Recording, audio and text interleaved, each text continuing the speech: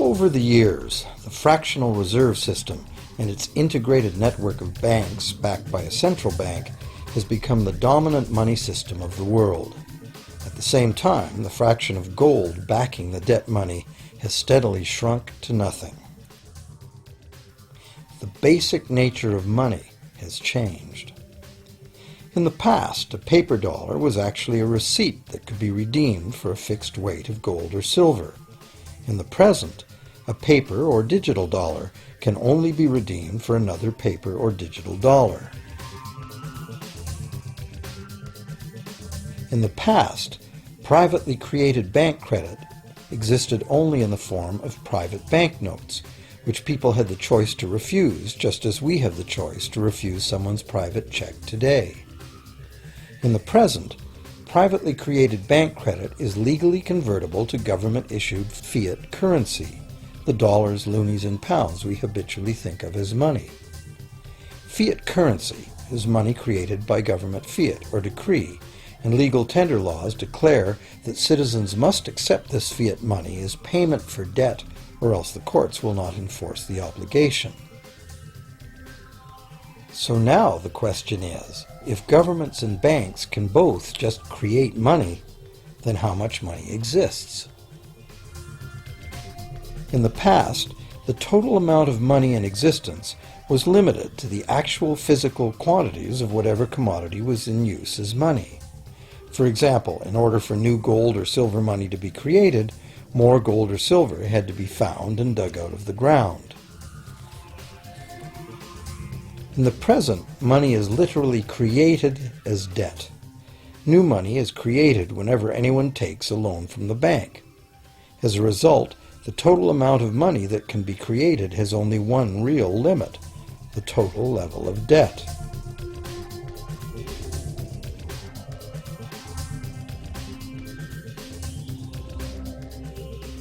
Governments place an additional statutory limit on the creation of new money by enforcing rules known as fractional reserve requirements.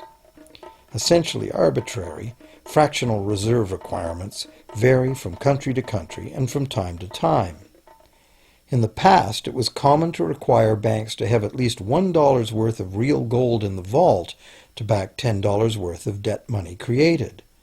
Today, reserve requirement ratios no longer apply to the ratio of new money to gold on deposit, but merely to the ratio of new debt money to existing debt money on deposit in the bank. Today, a bank's reserves consist of two things: the amount of government-issued cash or equivalent that the bank has deposited with the central bank, plus the amount of already existing debt money the bank has on deposit. To illustrate this in a simple way, let's imagine that a new bank has just started up and has no depositors yet.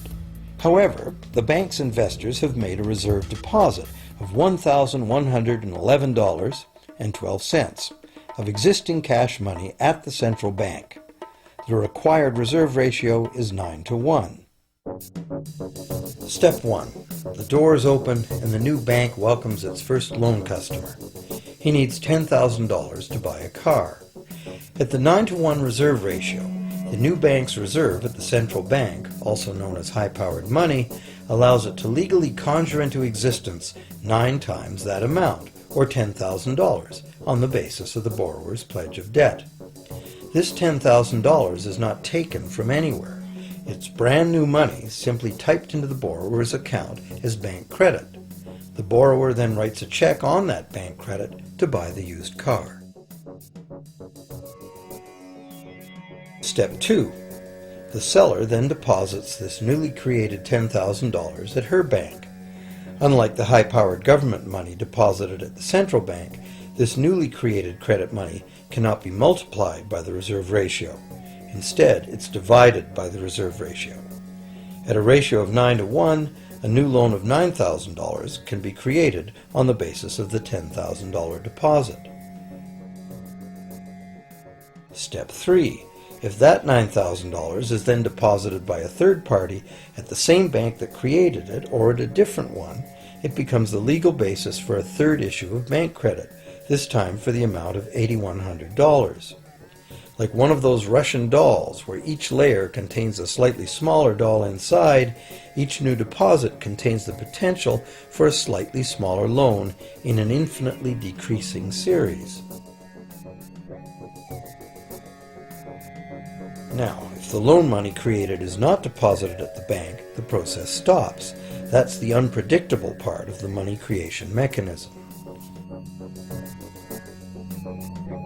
But more likely, at every step, the new money will be deposited at a bank, and the reserve ratio process can repeat itself over and over until almost $100,000 of brand new money has been created within the banking system. All of this new money has been created entirely from debt, and the whole process has been legally authorized by the initial reserve deposit of just $1,111.12, which is still sitting untouched at the central bank. What's more, under this ingenious system, the books of each bank in the chain must show that the bank has 10% more on deposit than it has out on loan. This gives banks a very real incentive to seek deposits in order to be able to make loans, supporting the general but misleading impression that loans come out of deposits. Now, unless all the successive loans are deposited at the same bank, it cannot be said that any one bank got to multiply its initial high-powered money reserve almost 90 times by issuing bank credit out of nothing. However, the banking system is a closed loop. Bank credit created at one bank becomes a deposit in another, and vice versa. In a theoretical world of perfectly equal exchanges, the ultimate effect would be exactly the same as if the whole process took place within one bank.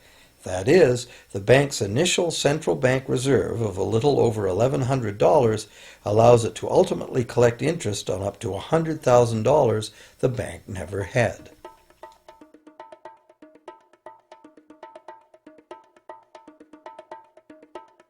If that sounds ridiculous, try this.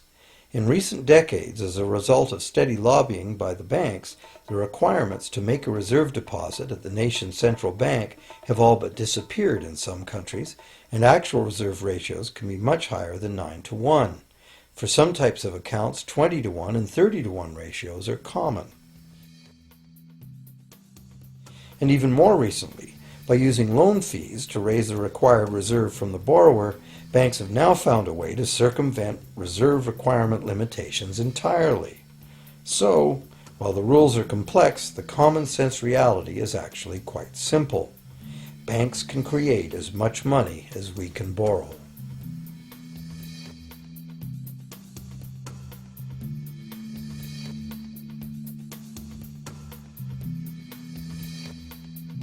Despite the endlessly presented mint footage, government-created money typically accounts for less than 5% of the money in circulation. More than 95% of all money in existence today was created by someone signing a pledge of indebtedness to a bank. What's more, this bank credit money is being created and destroyed in huge amounts every day, as new loans are made and old ones repaid.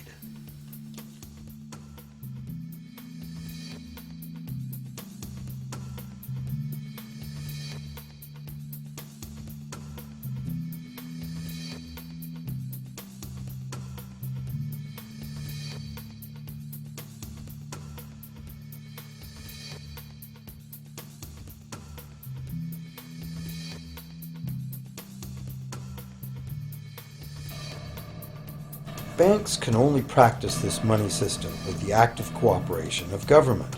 First, governments pass legal tender laws to make us use the national fiat currency. Secondly, governments allow private bank credit to be paid out in this government currency. Thirdly, government courts enforce debts.